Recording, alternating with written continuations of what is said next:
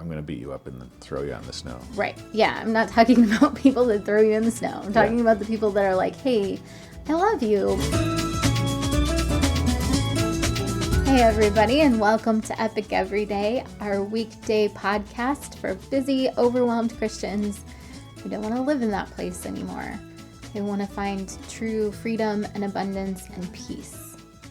I'm Liz Ferricks, and this is my husband, Evan. Hello.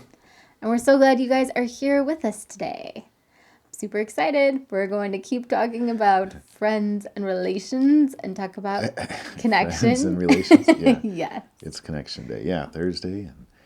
And the topic of the week is our friends and relations. So we're going to talk about relationships. That's right. So why do you think it's so important to have connection? I think we're made to need it. We're born into a family. Yeah. We have at least our parents. We're, as babies, we build a bond with our mother and our father that's pretty incredible. And I think we continue to seek out, different kind of bonds like that. I think there's lots of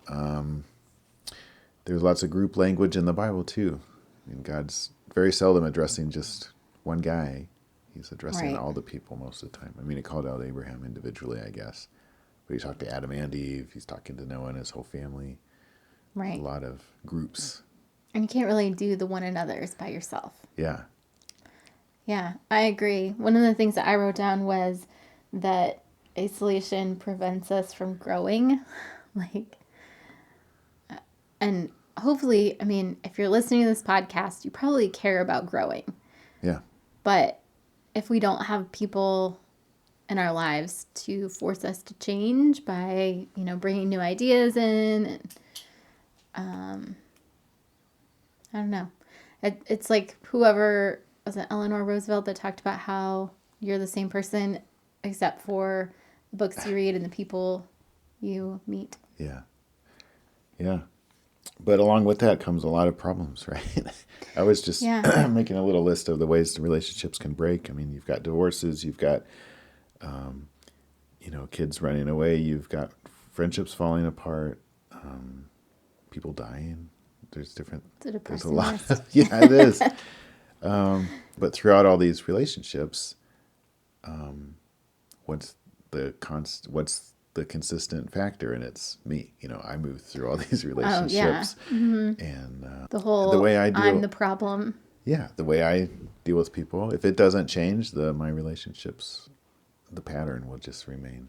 It'll go on. Right. And on. Yeah, I think it's so interesting because that totally used to be my experience, that I had all these relationships where I repeated the same pattern over and over and over and over again. And now the only relationships that I have that are in that pattern are ones from, before, like before I did therapy, all that kind of stuff. Those relationships are still kind of stuck in that pattern. But any relationships that I've made since then, and even not all of them, because some of them have changed a lot over the years, but... Yeah, and some of your old relationships have survived. Right. Is that what you're saying? Yeah. Yes, but what I'm saying is, it used to be me, but now it's not me. Those relationships are the exception. The ones that are broken in that pattern are the exception rather than the rule. Mm-hmm. Yeah, I think it's good to realize that internal, like I'm the consistent one here. Right. It's because I think I want to avoid that and blame other people when things don't go right. And relationships do take two people, so it's not like I'm the only one who ever has a problem and ruins everything everywhere I go. But I can't avoid all the blame either. Right. I think another problem that we may not think of with isolation, like, it doesn't have to just happen. Like it's not just happening when you turn into a hermit and you don't actually see people. It's very easily, and I think it's a common problem in our churches, that to be isolated in the crowd and to show up and be like so surfacely known, just saying hi to 50 people on Sunday morning but not really being known. I mean, that's so lonely and such an isolating place to be. Yeah. I mean, we've been there. I know. I was just thinking about, when we were church hunting before, I can't even tell you the number of churches where we went to service maybe 3 or 4 times, and we didn't talk to anybody. Mm-hmm. And it was just like, well, don't feel welcome here. But we also, being both introverts ourselves, were not good at reaching out to the people around us either. Yeah. But then even at the church that we've been at now for almost 10 years, like there was a point where we were starting to feel that isolation, even though we'd made some friends and been there for a while. And we had to make a decision because, again, it's our choice, right? Or at least half of it's up to us to put ourselves out there and to try and find these and make some relationships. And it worked. Yeah, it was awesome. Still is awesome. But we had to do that. We had to make that choice. Right. I think that's so hard, though. I mean, kind of like we talked about yesterday with being centered. And if you're not being yourself with these people, whether it is your church family or, you know, your immediate family or your extended family or your friends, it makes it so hard because you feel like you spend time with these people, but you're never really known. And that's what we're missing, you know? Beth Moore talked about in one of her studies how in our society with Facebook and Instagram and Twitter and all that stuff, we end up sharing information with people or being known by someone, but never the twain shall meet.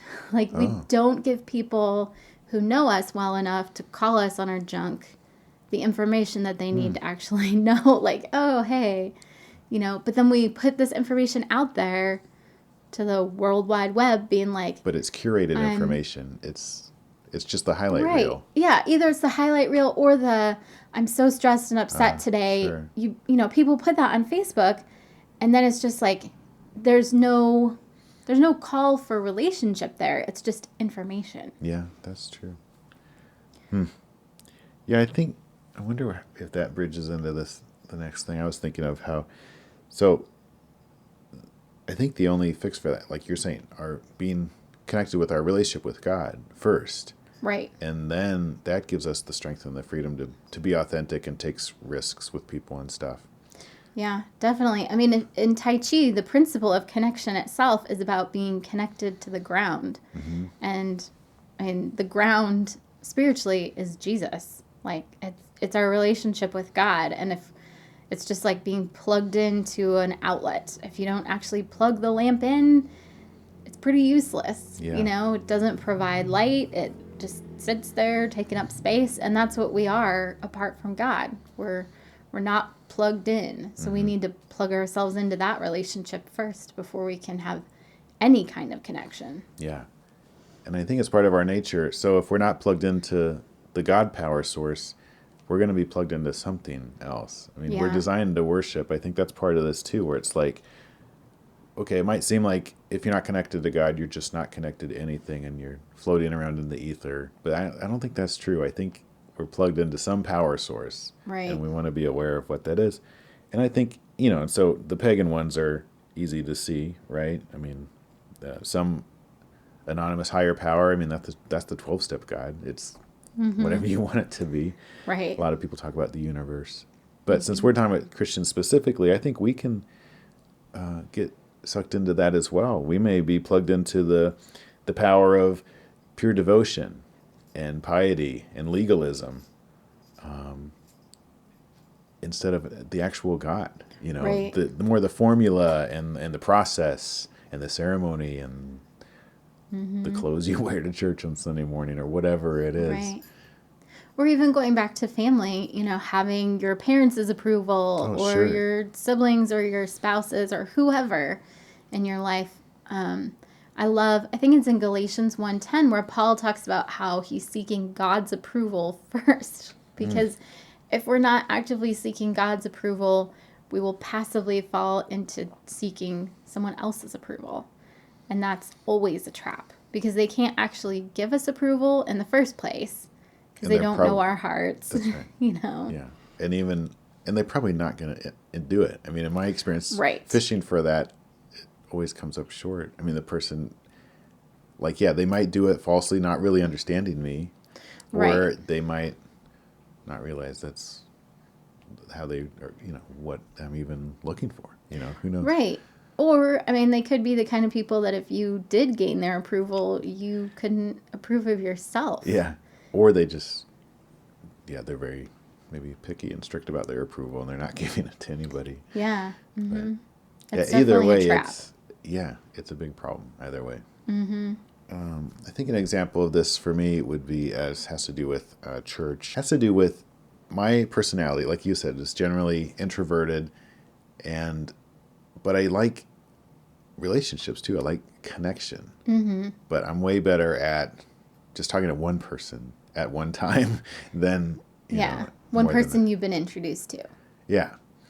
But I think part of believing in the importance of the church and wanting the church to succeed and be everything it can be, I feel like I've had to get out of my comfort zone and like introduce myself to new people at church sometimes and start conversations sometimes. And if I forget somebody's name, say, sorry, I forgot your name. And that's where the conversation starts, and it's very uncomfortable, but I think it's really important. And and that's a fairly, I don't know, last few years kind of thing for me. I feel like I've been able to do that more. And I think that's because my relationship with God has grown, or I've surrendered something to him to where that's now a possibility. Whereas before it was like, no way, man. Mm-hmm. Yeah, I definitely think if you're missing that being plugged into the Lord, nothing else is going to help. Yeah. And there are a lot of those things were going on behind the scenes, like what if, the approval thing, like what if they think I'm dumb or just all kinds of stuff. But it's like, well, God approves of me and I'm here and I'm going to introduce myself to somebody because I have my relationship with God. My identity is secure. You're centered. He's not going to think any less of me. Therefore, I won't think any less of me, however the conversation goes. Yeah. And that can happen in our families. That can happen in our making new friends or maintaining relationships, maybe rekindling old relationships. Though, like, if I'm tight with God, I can walk in there confidently. Yeah, it's just like we were talking about yesterday with having a home base. If you have that home base where you feel secure, it's so much easier to reach out. I mean, I remember in college, I actually was one of the more outgoing people, but that was because I had my home base. And so it was easy for me to be like, hey, come join our group. It's super fun. Versus having to like go out and start something new, Mm-hmm. Yeah. So you have the support and the strong sense of God's calling on your life there, and this great group of friends that was just like, we're doing this together. Right. Totally. Yeah. And our church now is the same way. And it's great having people that we love, people that know us, people that can say, you are seriously screwed up here. I love having people in my life who will give me a good kick in the pants sometimes if I need it, because I need people who have an outside perspective on my life and go to be able to say, oh, this is just like we were talking about earlier, mindset is such a huge part of it. And if you're coming at it with the mindset of, oh, I need everyone's approval, or, oh, this is the way, everyone else is the problem rather than me. We need people in our lives to say, no, you're the problem. And here's how. Sure. And here's why. And, And that's an actual caring conversation, not a like, right. I'm going to beat you up and then throw you out in the snow. Right. Yeah. I'm not talking about people that throw you in the snow. I'm talking about the people that are like, hey, I love you, but have you considered that possibly this might not be quite what's happening, Yeah. Yep. And like we talked about earlier, all that awful list that I, the relationship problems, like there's no way to navigate that safely with just me powered by me or me powered by how much approval I get from my friends. It's, only God's grace that can get through those things. Yep. All right. Well, hopefully that gives us all something to think about. I know it's always challenging to me to be reminded that I need to be giving the people who know me the information so that they can actually challenge me, Yeah. It's tempting to withhold. Right. But it's not. Yeah, it It atrophies stunts our the growth. relationship. Yeah, and the relationship suffers. Totally. We love you guys, and we are praying for you. Thank you for everybody that has been sharing the show. We really, really appreciate it. If you have found the podcast helpful, please do continue to share it. Lots of people need a reminder. Yeah. I know I do. Yeah, me too. Come back tomorrow, and we're going to keep talking about friends and relations. And we're going to talk about being complete with our friends and relations. Sounds good. Talk to you tomorrow. Bye.